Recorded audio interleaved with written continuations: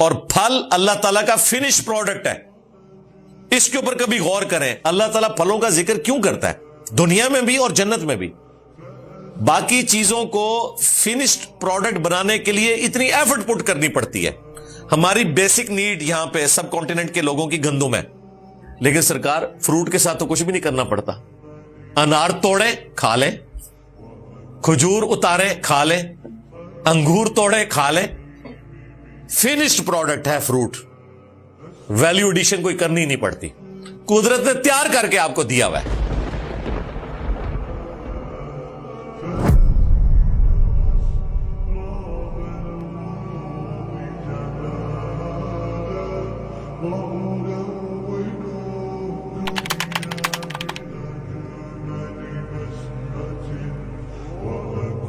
من ثمرات النخیل والاعناب, اور کھجور اور انگور کے پھلوں میں سے بھی اللہ تعالیٰ نے تمہارے لیے غذا کا بندوبست کیا ہے. کیا؟ تتخذون منہ سکرا, اس میں سے تم اس کی نبیذ تیار کرتے ہو, جوس تیار کرتے ہو, اس کا رس نچوڑتے ہو. ورزقا حسنا, اور اس میں تمہارے لیے اچھا رزق بھی ہے. کھجور کے ساتھ جو عربی لاڈ کرتے ہیں نا, ہمارے عجم کے لوگوں کو تو پتہ ہی نہیں. وہاں کو کھجور کا حلوہ بھی ملے گا, کھجور کا ملک شیک بھی ملے گا, کھجور میں سے وہ گٹھلی نکال کے اس میں بادام بھی ڈالیں گے. کیا کیا نخرے اٹھاتے ہیں وہ کھجور کے. اور کھجور کا درخت بھی جو ہے نا میرے بھائی, یہ درخت اتنا مشکل سے پروان چڑھتا ہے, پہلی دفعہ یہ تقریباً 15 سال کے بعد جا کے فروٹ دیتا ہے کھجور کا درخت. پھر اس کی جو وہ کیاریاں ہوتی ہیں, جس طریقے سے اس کی حفاظت کرتے ہیں, بڑا یونیک درخت ہے. ریگستان کے اندر اللہ تعالیٰ نے اس کے اوپر فروٹ لگا دیا, اور کتنی بلندی کے اوپر, اور پھر سال ہر سال وہ پھل دیتا رہتا ہے. ایک بیج آپ نے بویا تھا اور ہر سال آپ ہزاروں کلو گرام اس کے اوپر سے کھجوریں اتارتے ہیں. اور کیا ٹیسٹ ہے.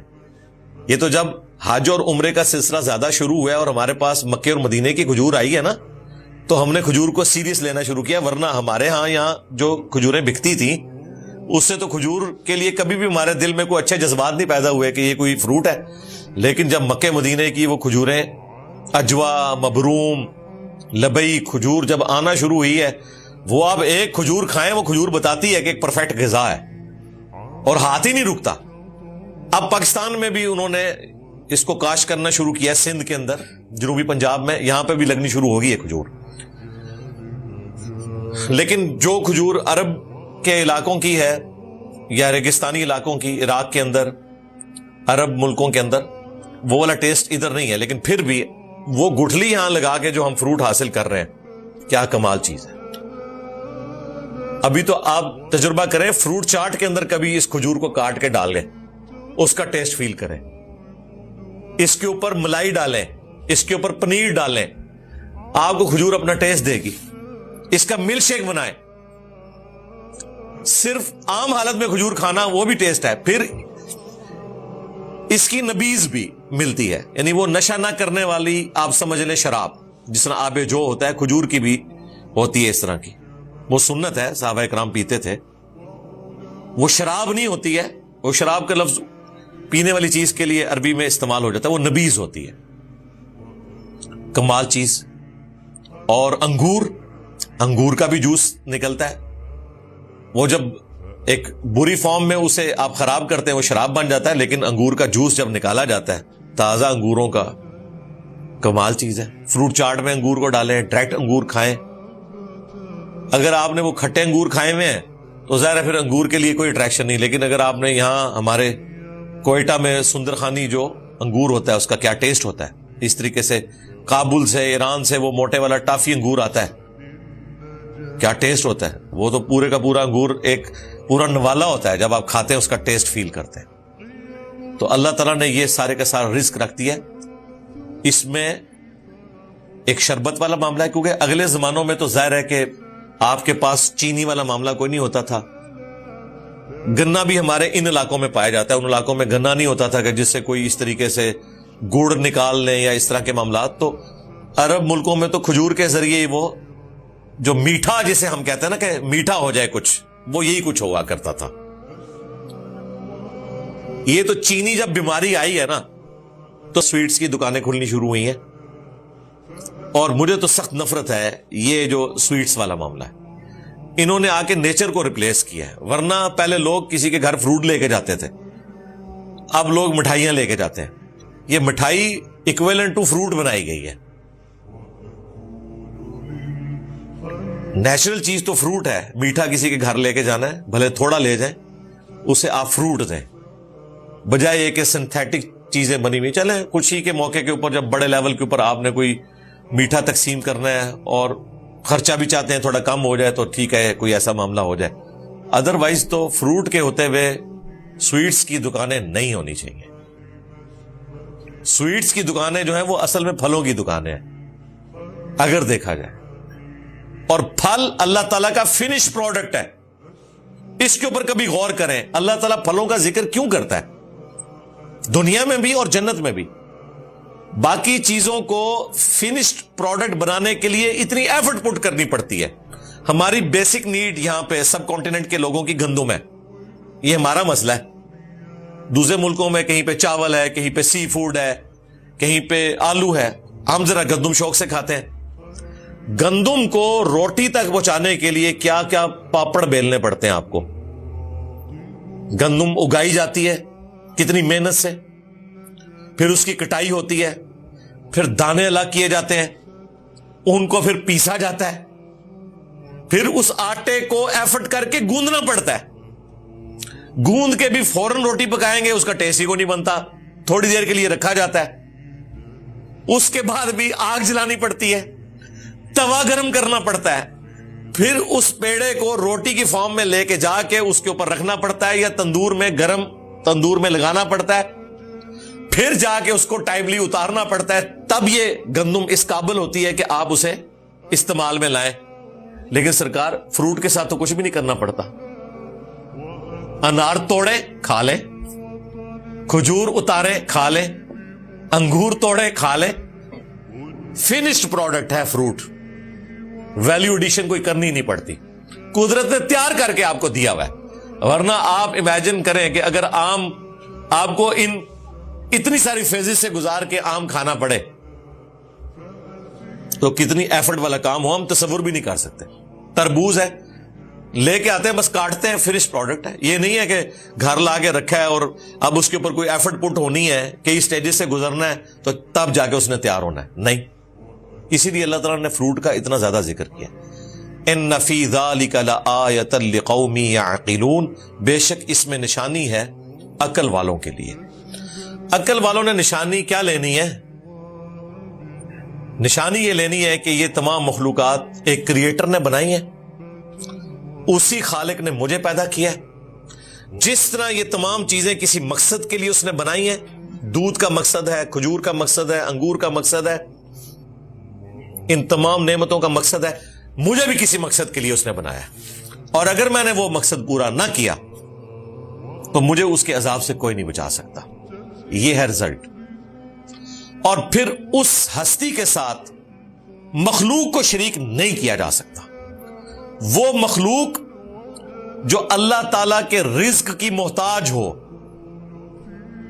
جو کھانا نہ کھائے تو موت واقع ہو جائے، جو پانی نہ پیے تو موت واقع ہو جائے، جو مخلوق کھا لے اور وہ کھانا ہضم نہ ہو تو موت واقع ہو جائے، وہ کھانا اگر جسم سے نہ نکلے تو موت واقع ہو جائے، وہ مخلوق جو 24 گھنٹے میں ایک دفعہ نیند کی محتاج ہو، اگر نیند نہ پوری کرے اگلے 24 گھنٹے میں پرفارم ہی نہ کر سکے،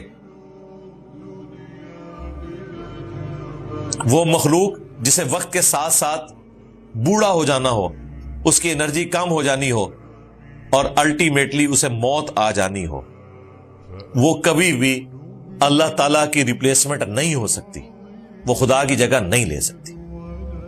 انسان کو اللہ تعالیٰ نے ان 4 کمزوریوں کے ساتھ اتنا لاچار بنا دیا ہے. بڑے سے بڑا انسان ہو، خواہ وہ پیغمبر ہو، کوئی اہل البیت میں سے ہو, کوئی صحابی ہو, یا ان بچاروں کا کوئی بزرگ ہو. وہ تو شاہی کوئی نہیں نا, چلو ایویں چگے ذکر کر دینا. کوئی اپنے آپ کو روٹی سے آزاد کر سکتا ہے؟ اللہ تو قرآن میں کہہ رہا ہے عیسیٰ اور ان کی ماں بھی روٹی کے محتاج تھے. ایسوں کو پوج رہے ہو جو تمہارے نہ نقصان کے مالک ہیں نہ نفع کے. اللہ اکبر. پوجنے کی بھی نفی ہوئی اور مشکل کشا ہونے کی بھی نفی ہوئی. یہاں پہ لوگ کہتے ہیں ہم تو نہیں بابوں کو پوج رہے. اللہ نے صرف پوجنے کی نفی نہیں کی, کہا یہ نفع نقصان کے مالک بھی نہیں. اور عیسیٰ اور اس کی ماں اگر کسی کے نفع نقصان کے مالک نہیں تو بابے تو شاہی کوئی نہیں. سیدھی جی گال ہے. 4 کمزوریاں روٹی کا محتاج کر دی ہے, وہ کسی بھی فارم میں ہو, کھانا. دوسری کمزوری ٹوائلٹ, ہاں جی.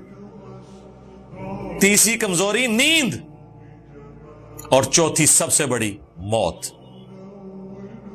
یہ 4 کمزوریاں اگر دور کر دیں کسی انسان کو خدا کی حاجت ہی نہیں رہتی. انسان پھر ٹھیک ہے, چاہے وہ دعویٰ خدائی کرے, دعویٰ پیغمبری کرے, اسے کوئی فرق نہیں پڑتا. 4 کمزوریاں بس دور کر لے اپنی, کہ وہ کھانے پینے کا محتاج نہ ہو, نیند کبھی نہ آئے, اور ٹوائلٹ والا مسئلہ نہ ہو, کوئی بدحالی نہ ہو, بڑھاپا بھی, یہ ساری چیزیں اس میں شامل کر لیں, اور آخری چیز موت نہ آئے. لیکن یہ ساری کمزوریاں انسان کے ساتھ اٹیچ ہیں, اس لیے خدا انسان کی ضرورت ہے. اور مزے کی بات, جنت میں آپ کو یہ ساری خوبیاں مل جانی ہیں. جنت میں جو نعمتیں ہیں وہ زندہ رہنے کے لیے نہیں ہیں, ٹیسٹ کے لیے. جتنا مرضی کھائیں. بخاری مسلم میں ہے کہ ایک خوشبودار ڈکار آئے گی, سب کچھ ختم. ٹوائلٹ جانے کی بھی تکلیف بھی نہیں اٹھانی پڑے گی ایک ڈکار کے ساتھ. اور آپ کی خواہش ہے کہ میں یہ بھی کھاؤں, کھائیں. دنیا میں تو تھوڑی دیر کھانے کے بعد انسان اکتا جاتا ہے, پیٹ بھر کے. ادھر کوئی نہیں ہے, پیٹ بھرے یا خالی رہے بھوک نہیں آپ کو لگے گی. ٹیسٹ کی وجہ سے کھائیں گے, اور وہ جو ٹیسٹ اللہ جنت میں دے گا وہ اس سے بڑھ کے ہے. جس طرح کہ دنیا میں ایک پیاسے شخص کو ٹھنڈے پانی کی قدر ہوتی ہے نا, لوگ اکثر پوچھتے ہیں کہ اگر بھوک نہیں ہوگی تو کھانے کا مزہ ہی نہیں آئے گا. نہیں, وہ جنت کی ڈائنامکس ہے, وہ ڈیفرنٹ ہے. وہاں پہ ٹیسٹ میں اللہ نے وہ چیز رکھ دی ہے کہ وہ بھوک سے بھی زیادہ ٹیسٹ دے گی آپ کو, جو دنیا میں بھوک کی وجہ سے انسان کھاتا ہے. بڑھاپا نہیں, 30 سال کی عمر ہے, بدحالی نہیں ہے, اللہ تعالیٰ کبھی ناراض نہیں ہوگا, اور کبھی موت نہیں آئے گی. لو جی موجے مارے. اس کے لیے میں نے ایک ٹرم ڈیوائز کی تھی کہ خالق اور مخلوق کا فرق رہ گیا. ادروائز اللہ تعالیٰ کی مہربانی ہے کہ اس نے حقیر انسان کو اپنے ساتھ خدائی میں شریک کر لیا ہے. اتنی بڑی نعمتیں دے دی کہ ٹھیک ہے مجھے بھی موت نہیں آنی, جا تجھے بھی موت نہیں آئے گی. میرا حکم بھی چلتا ہے, جا تیرا حکم بھی چلے گا. اتنی جنت کے اندر بدحالی تجھے نہیں آئے گی. خالق اور مخلوق کا فرق وہ اپنی جگہ ہے. چند سالوں کی زندگی دے, ہمیشہ کی زندگی حاصل کر لے. جو مسلم شریف میں حدیث ہے کہ دنیا اور آخرت کی مثال ایسے ہے جیسے کوئی شخص انگلی ڈبوئے سمندر میں, تو جو پانی لگے گا یہ دنیا ہے اور سمندر آخرت ہے. یہ نبی الاسلام کا فرمان. یارا اتنی کھول کھول کے باتیں بیان کی گئی ہیں کہ ہم تفکر نہیں کرتے. اگر تفکر کریں اور ان باتوں کو ویسے ہی سمجھیں جس طرح 2+2=4 سمجھتے ہیں, تو انسان تو یقین کریں ایک حدیث سے ہی آگے نہیں جا سکتا, تصور نہیں کر سکتا کہ اتنے بڑے درخت کہ 100 سال تک ایک گھوڑ سوار گھوڑا دوڑاتا رہے تو اس درخت کے سائے سے باہر نہ نکلے. یہ جنتیوں کو ایک درخت کی بات ہو رہی ہے. یہ باتیں ہمارے بزرگوں کو کبھی سمجھ آ ہی نہیں سکتی تھی. صحابہ تابعین کا ایمان بالغیب تھا, لیکن آج ہمیں سائنس نے بتا دیا ہے کہ کائنات کی چوڑائی کتنی ہے. ابھی جو اس وقت تک دریافت ہوئی ہے 93 بلین لائٹ ایئرز, 93 ارب سال تک روشنی چلتی رہے. اتنی تو کہہ رہے ہیں جی ہم نے یعنی ایسٹیمیٹ کر لیا, اس سے بڑی بھی ہو سکتی ہے. یہ بھی آپ کو لیٹسٹ فگر بتا رہا ہوں. 93 ارب سال روشنی چلے. اور روشنی کس طرح چلتی ہے؟ روشنی بھائی گھوڑے کی رفتار سے, جہاز کی رفتار سے نہیں چلتی. روشنی زمین کے 7 چکر کاٹ لیتی ہے 1 سیکنڈ میں. 40,000 کلومیٹر ہے سرکمفرنس, 3 لاکھ کلومیٹر 1 سیکنڈ میں. روشنی 1 سیکنڈ میں 3 لاکھ کلومیٹر چلی جاتی ہے, 1 سیکنڈ میں. آپ ایک دن کی کیلکولیشن کریں تو آپ کا چھوٹا موٹا کیلکولیٹر تو فیل ہو جائے گا کہ ایک دن میں روشنی کہاں پہنچ جائے گی. ایک سال میں جہاں پہنچے گی نا وہ 1 لائٹ ایئر ہوتا ہے اور 93 بلین لائٹ ایئرس. میں کہتا ہوں 93 ایئرس لائٹ ایئرس بھی ہوتے ہیں نا, وہ بھی نہیں مزہ امیجن کر سکتا.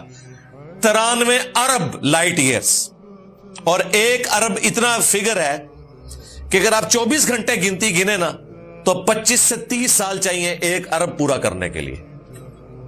تو اب آپ اندازہ کر لیں, یہ اللہ تعالیٰ نے اتنی بڑی کائنات رکھی ہے تو آپ سمجھ آتی ہے کہ واقعی یار 100 سال تک گھوڑا دوڑا لے. گھوڑا روشنی کی رفتار سے تو نہیں چلے گا. گھوڑے نے 100 سال میں جتنا فاصلہ طے کرنا ہے, روشنی نے تو وہ 5 منٹ میں طے کر لینا ہے. تو واقعی اتنی بڑی ہے کائنات بالکل. اور یہ وہ ہے جو ابھی دریافت ہوئی ہے, اور ابھی سائنٹسٹ ہمیں یہ بتا رہے ہیں کہ دنیا میں سمندر کے کناروں پر ریت کے جتنے ذرے ہیں نا یہ کم ہیں, پلینٹس اس سے زیادہ ہے. آپ تو ایک دریا کے, ایک شہر کے, ایک چوراہے پہ کھڑے ہو کر اگر ایک مٹھی اٹھائے نا ریت کی, وہ نہیں گن سکتے. دنیا میں جتنے ساحل سمندر کی ریت ہے اس کا کوئی کیلکولیشن کر سکتا ہے؟ پاکستان کو صرف 700 کلومیٹر سمندر لگتا ہے, اور پاکستان کا تو ایریا دیکھا جائے تو کچھ بھی نہیں ہے. 700 کلومیٹر کی ریت, اس کا ایک ایک ذرہ گنے. یہ سائنٹسٹ کہہ رہے ہیں کہ یہ کم ہے, کائنات میں ستارے اس سے زیادہ ہیں. تو اب آپ کو سمجھ آ جائے گی بخاری مسلم کی حدیث کے آخری جنتی کو بھی 10 پلانٹ ارتھ ملیں گے, کوئی مشکل نہیں. 10 پلانٹ ارتھ, 10 گنا جنت. یہ سب سے آخر میں جو لاکھوں سال کے بعد جہنم کا عذاب بھگت کے نکالا جائے گا. یہ اس کی بات نہیں ہو رہی ہے کہ جو بغیر حساب و کتاب کے جائے گا, نہ نہ نہ, یا حساب و کتاب کے بعد تھوڑی سی نیکیاں زیادہ ہوگی. وہ بالکل آخر میں جو بخاری مسلم میں ہے کہ اس کے پلے سوائے ایک نیکی کے کوئی نہیں ہوگی کہ اس نے زندگی میں ایک دفعہ لا الہ الا اللہ پڑھا ہوگا, بس قانوناً وہ خدا کے ماننے والا ہوگا, باقی اس کے پلے کوئی نیکی نہیں ہوگی. اسے بھی 10 گنا جنت مل جانی ہے. تو یہ کائنات اللہ تعالیٰ نے اتنی بڑی بنائی ہے. اللہم انا نسألک جنت الفردوس مع النبیین والصدیقین والشہداء والصالحین. محنت کرنی ہے تو جنت الفردوس کے لیے کرنی ہے, پیغمبروں کے ساتھ. اس سے نیچے کے لیے محنت ہی نہیں کرنی بھائی. ہاں, کیونکہ یہ ایک بار ہی آپ کا چانس لگنا ہے. جنت میں جا کے کوئی جنت الفردوس میں نہیں جا سکتا. جو کچھ کمانا ہے آپ نے وہ یہاں سے کما کے جانا ہے. یہ ہے اصل میں وہ کھیتی جس کو آپ نے بونا ہے اور آخرت میں جا کے کاٹنا ہے.